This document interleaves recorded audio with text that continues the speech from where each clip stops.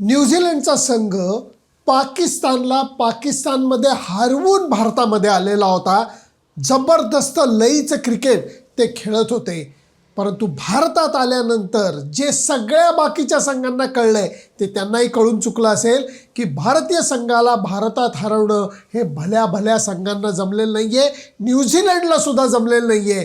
Taste क्रिकेटमध्येही त्यांना भारताच्या दौऱ्यावरती जबरदस्त कामगिरी करता आलेली नव्हती आणि या छोटेखानी दौऱ्यामध्ये सुद्धा त्यांची बाजू चांगलीच लंगडी पडलेली मला दिसते. हा शब्द मला वापरायला आवडत नाही, परंतु न्यूझीलंड संघाने एक पहिल्या सामन्यामध्ये जी टक्कर दिलेली होती त्याच्यानंतर वाटलेलं होतं की या मालिकेमध्ये काहीतरी रंगत येईल, ती रंगत आलेली दिसलेली नाही आहे. आजचा जो दुसरा सामना झाला त्याच्यामध्ये सर्वात मोठं कौतुक हे BCCIचं करायला लागेल. त्याचं कारण मी तुम्हाला सांगतो. 50वा फुल फ्लेज इंटरनॅशनल क्रिकेट स्टेडियम रायपूरमध्ये आज आपल्याला बघायला मिळालेलं आहे. 50वा, नॉट अ जोक. स्पोर्ट्स इन्फ्रास्ट्रक्चरच्या बाबतीत BCCIनी आपल्या संलग्न संस्थांना आपापली स्टेडियम उभारण्यासाठी नुसतं प्रोत्साहन दिलं नाही तर त्यांना पैशाचं पाठबळ दिलं आणि आज भारतामध्ये कानाकोपऱ्यामध्ये इंटरनॅशनल क्रिकेट स्टेडियम आहेत. जे लोक क्रिकेट विरुद्ध बऱ्याच गोष्टी बोलतात त्या सगळ्या फेडरेशनना, त्या सगळ्या टीकाकारांना हा विचार करायला पाहिजे की BCCIनी इंडिपेंडंटली एवढं स्पोर्ट्सचं इन्फ्रास्ट्रक्चर क्रिकेटच्या बाबतीत कसं उभारून दाखवलेलं आहे. अप्रतिम मोठं स्टेडियम. पहिला सामना तिथे होत होता त्यामुळे उत्साह जबरदस्त होता.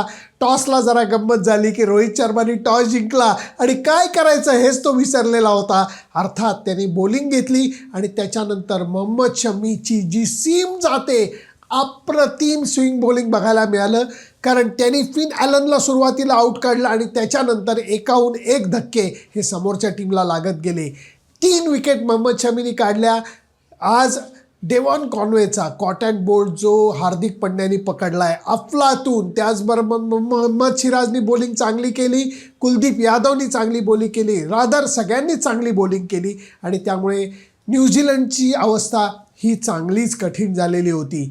ग्लेन फिलिप्स, सँटनर आणि गेल्या सामन्याचा हिरो ब्रेसवेल यांनी थोडा प्रयत्न केला, पण आज भारतीय गोलंदाजीच्या तिखट माऱ्यासमोर त्यांचा डाव टिकला नाही. 110 धावांचा टप्पासुद्धा त्यांना ओलांडता आला नाही. त्याच वेळेला कळून चुकलेलं होतं की भारतीय संघाला मालिका जिंकण्यासाठी फार मोठी संधी आहे आणि ती संधी आज रोहित शर्माने अर्धशतक करून, शुभमन गिलनी नाबाद 40 धावा करून खरोखर साध्य करून दाखवलेली आहे. या दोन्ही ओपनर्सनी परत एकदा चांगली सुरुवात करून दाखवलेली आहे आणि त्याचा फायदा हा छोटेखानी धावसंख्येचा पाठलाग करताना भारतीय संघाला झालेली आहे. सँटनरनी लागोपाठ 2 मॅचमध्ये विराट कोहलीसारख्या दादा बॅट्समनला चकवून आऊट काढलं. ही गोष्टसुद्धा नजरेतनं चुकलेली नाही आहे.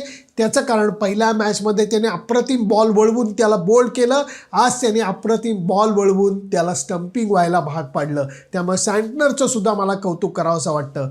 भारतीय संघाने सामना आरामात जिंकला.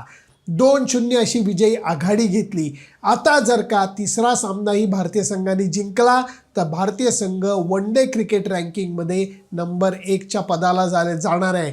त्यामुळे आजपासून एक वेगळा सेक्शन मी चालू करतोय, गमतीदार सेक्शन. पंप कुणी दिला? माझ्या मते आजच्या मॅचमध्ये भारतीय बॉलर्सनी पंप दिला. पंप दिला म्हणजे काय की सामन्यामध्ये विजयाची वाट जी शोधायला लागते ती विजयाची वाट शोधणं कोणामुळे शक्य झालं तर मला वाटतं ते भारतीय बॉलर्समुळे शक्य झालं. शमीमुळे झालं, पंड्यामुळे झालं, मोहम्मद सिराजमुळे झालं, कुलदीप यादवमुळे झालं. या सगळ्यांनीच खूप चांगली बॉलिंग केली आणि त्यामुळे समोरच्या टीमचा डाव हा 108 धावांमध्ये गडगडला आणि तिथंच भारतीय विजयाचा रास्ता संपूर्णपणे मोकळा झाला. त्यामुळे माझ्या मते आजच्या मॅचला पंप हा भारतीय बॉलर्सनी दिलेला आहे.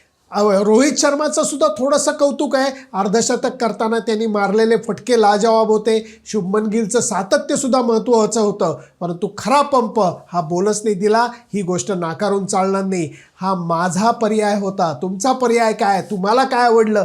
तुमच्या मते कुणी या मॅचला पंप दिला भारतीय संघाकडनं? मला जरूर कळवा आणि त्याच्याकरता माझं फेसबुक पेज, माझं यूट्यूब चॅनल सबस्क्राईब करायला विसरू नका. Bye bye.